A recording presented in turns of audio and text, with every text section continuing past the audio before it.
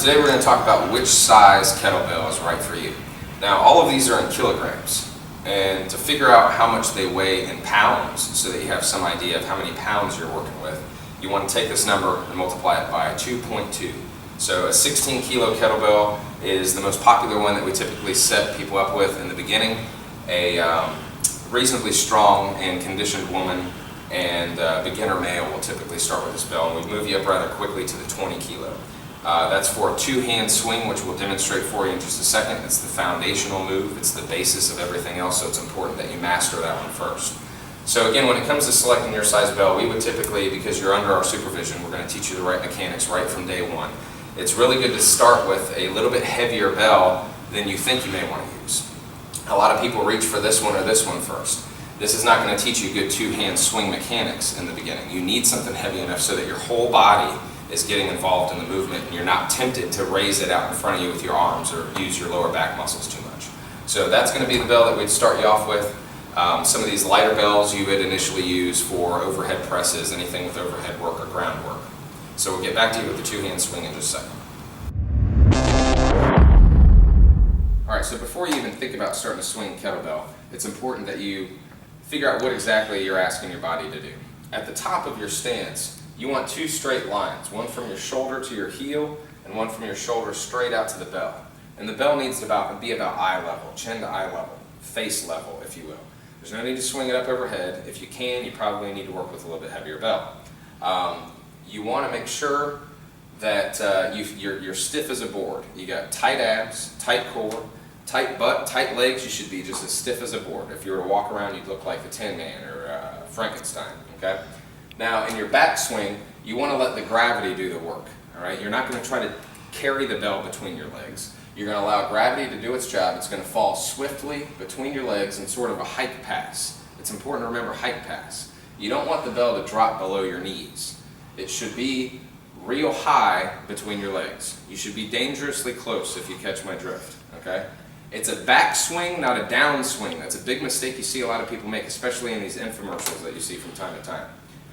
You see people squatting with their bell. Now when you do a proper squat, it's important that you have your chest high and your butt out. In this case, you want your butt out and your chest actually leans forward. It's better for you to think about your chin and your tailbone getting as far apart as they can. All right? So you got a slight bend in the knees, your weight's situated on the heels, and you're going to blast off. You want to try to shoot down through the heels and forward with the hips so that you lock out in this position again. So again, it's a momentum-based exercise. One thing that we tell our clients here when we're first teaching them this is you want to move with the bell. Don't try to move the bell. Move with the bell. You set it in motion and it's going to tell you the rest. Alright, so now I'm going to show you the two-hand swing and we'll break it down for you a little bit more. Alright, so in order to start your swing, we're going to show you how to pull the kettlebell into your swing, get it moving right from the very beginning. The last thing you want to do is stand here with your bell and try to figure out how to bring it up to your face. Alright? You're going to start with it a few steps ahead of you, reach out for it with both hands, and then move your weight back onto your heels swiftly, dragging the bell between your legs, and then start the pumping motion.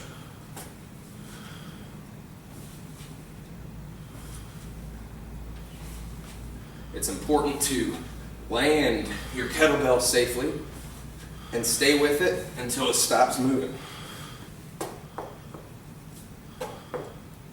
You don't want to just drop it. And you certainly don't want to quit at the top of your swing. If you hear a timer go off or you hit a certain number of reps and you're at the top of your swing, make your body stay with the bell until it quits moving. Don't just stop and cave in. You can hurt yourself or hurt somebody else. Alright, so CJ's going to take off with a swing and we're going to break it down with it for you. It's important to practice good habits, by the way. When you're first learning this early on, don't just swing forever and ever and ever because you think you're getting good exercise. Sure you are, but you want to practice the good habits. He's got his toes pointed forward, feet are about shoulder width apart, and you can see at the top of his swing he's locked out tight. He's got those two straight lines we talked about. He's letting gravity do its thing, bringing it into the back swing. He's not trying to force it into his back swing. And you can see it is genuinely a back swing, not a down swing. CJ, break that up for us a little bit and show us the wrong way. Even that's better than what you see a lot of people do. He's trying to exaggerate the downward motion and take it too low between his legs, and that can hurt your lower back. All right, get back into the tightness. So there he is. You can see he's really using that hip drive. He's letting his butt move backward. Think about, again, trying to take your chin and your tailbone far apart from each other in your backswing. He's pushing down really hard in his heels, weight's always in the heels, and driving those hips forward to the top of the tight core. Alright, so in this video we talked about kettlebell size selection. We showed you how to begin your two-hand swing, how to safely land it, and everything in between. So in the next video we're going to show you the one-hand swing and how it differs, and how you can transition your kettlebell from hand to hand so that you can keep it moving. That's going to help us, it's going to relate nicely into some of the other stuff that we show you later on in this series, especially the workouts at the end, so stay tuned.